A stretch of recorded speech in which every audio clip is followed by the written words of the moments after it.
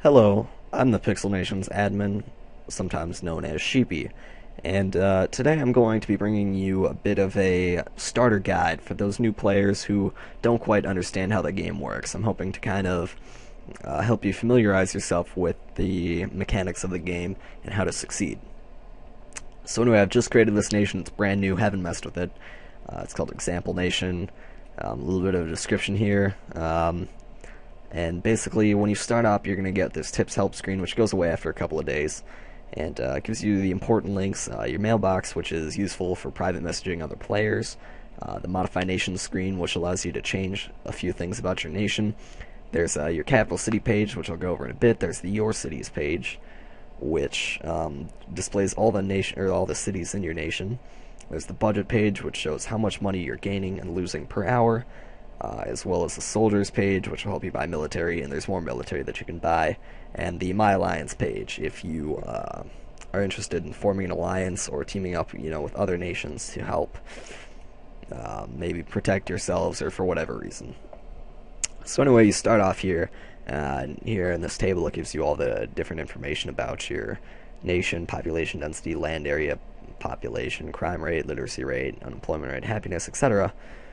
All that good stuff. And basically, you start with $100 billion. And so if we go to our capital city here, which you can just get to if from this tips help screen, you can go to your capital city, or you can go to your cities and then click on your capital city. So if we go here, you'll see that we have these different zones. There's residential zones, commercial zones, industrial zones, military zones, and land area. Now, residential zones, their main purpose is to increase the population of your city. Commercial zones increase the population slightly, as well as lower the unemployment rates. Industrial zones do the same thing. Military zones lower the crime rate, and the land area gives your city more land. Now there's a couple upgrades that you can buy as well: police stations, sanitation plants, subway system, hospital, prison, zoo, university, library, stadium. You won't really need to worry about those when you're just starting up. They're kind of expensive, and they have different benefits, but anyway, I'm going to show you guys. We've got about $100 billion to spend, so we're going to buy 5 residential zones, which will be about, let's see, $35 billion or so that's actually quite a bit. Let's buy 2 residential zones, 1 commercial zone, buy half a industrial zone, and we won't buy any military zones because they're also very expensive. So we purchased these zones. Now you can see they go up. Our population is now to 500,000. Our crime rate 2.6, happiness, etc. And basically that's how you mess with your cities. The more stuff you buy, the more population you'll have. You can lower the unemployment, crime rates, and whatnot. And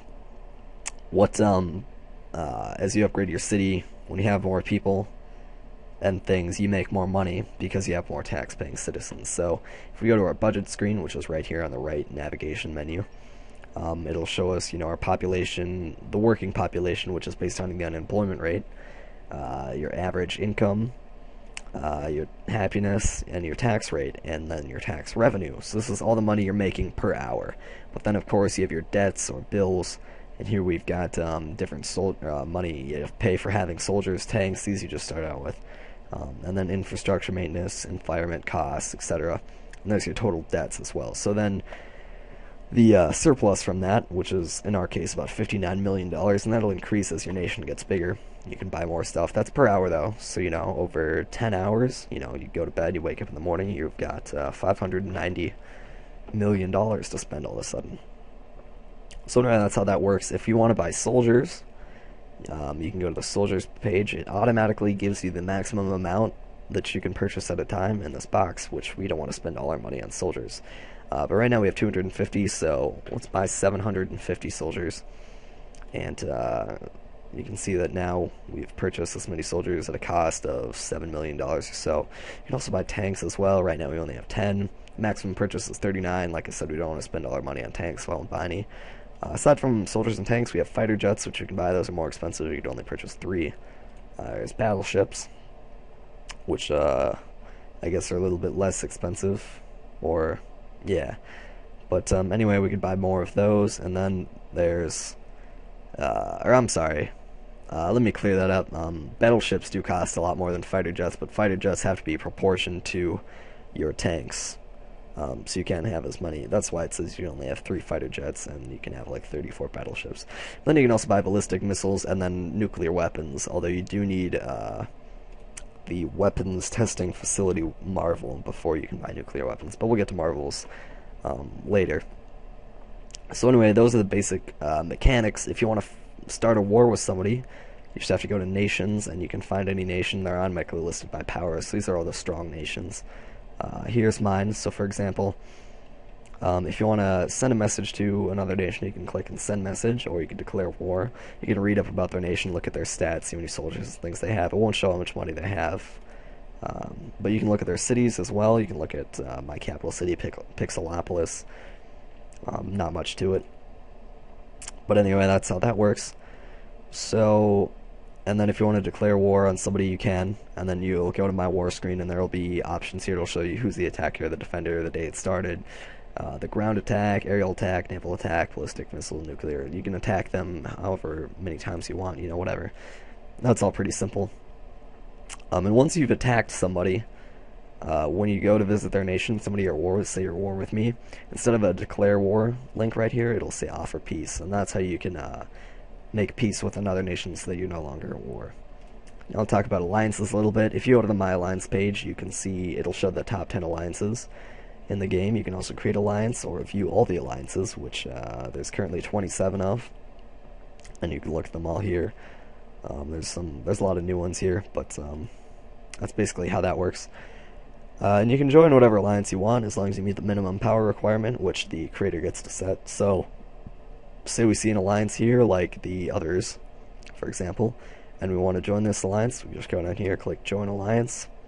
It'll ask you if you're sure. You can hit yes, and congratulations, you've joined the others. Now it'll show you up, see 15 members. If you go to the My Alliance page, it'll give you some basic information. This alliance is 34 days old. You've been in it for 0 days. This was the founder, the total power of the alliance, the members, etc. And then if you want to leave your alliance, you can click this leave alliance button here. Ask you if you're sure, yes, and voila, you've left the alliance, and that's basically that. Pretty easy. Now, the only really other thing that for me to talk about is Marvels. Marvels are basically like super improvements to your nation, and they have various benefits. They're pretty good.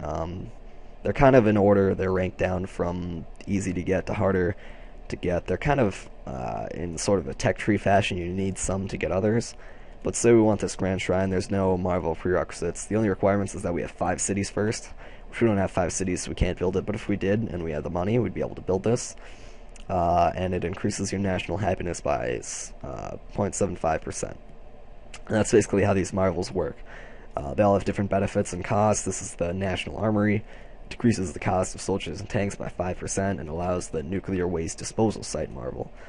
Costs quite a bit more and has more requirements, but that's basically how the Marvels work. You can only have 1 of each Marvel, and they can never be destroyed. But that's how those go. And I think I've pretty much covered everything that you need to know for being a new nation. Like I said, just keep building up your cities.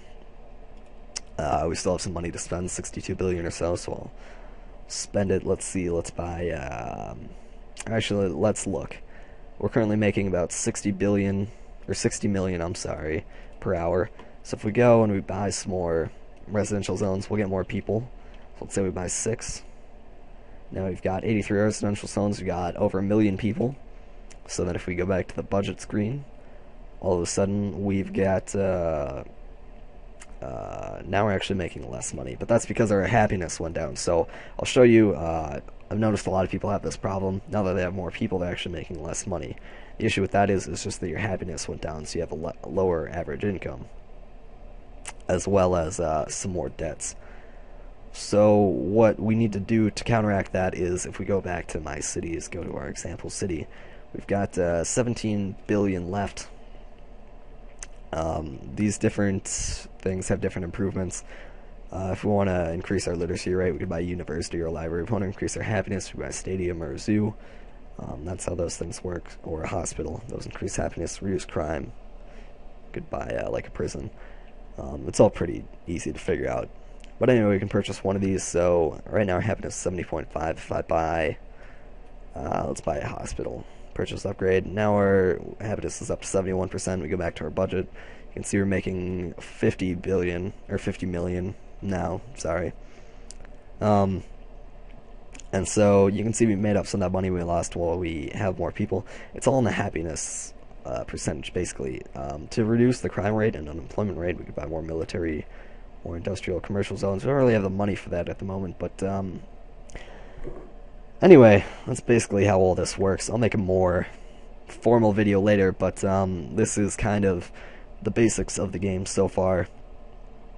Like I said, it might take you a while before you start making a lot of money, but you can do it. I have faith in you. There have been plenty of people who have gotten strong nations before you, the same way you have.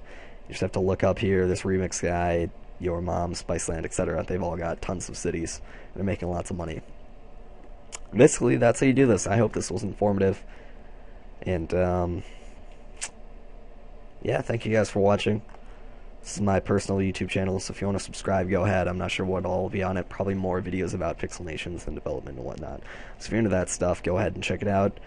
If not, like I said, thank you for watching this video. Hope it helped. Sorry I can't talk clearly all the time. I don't know. It's late at night. That's my excuse. But anyway, like I said, hope you enjoyed the game. If you have any questions, go ahead and hit up the forums. I guess that's something I didn't cover. You can reach the forums just by clicking the forums link, and you can post suggestions and ask for help, etc. And that should take care of that problem. So, again, for the last time, thank you for watching. Thank you for playing the game. Hope you enjoy it. And that's it. Good luck.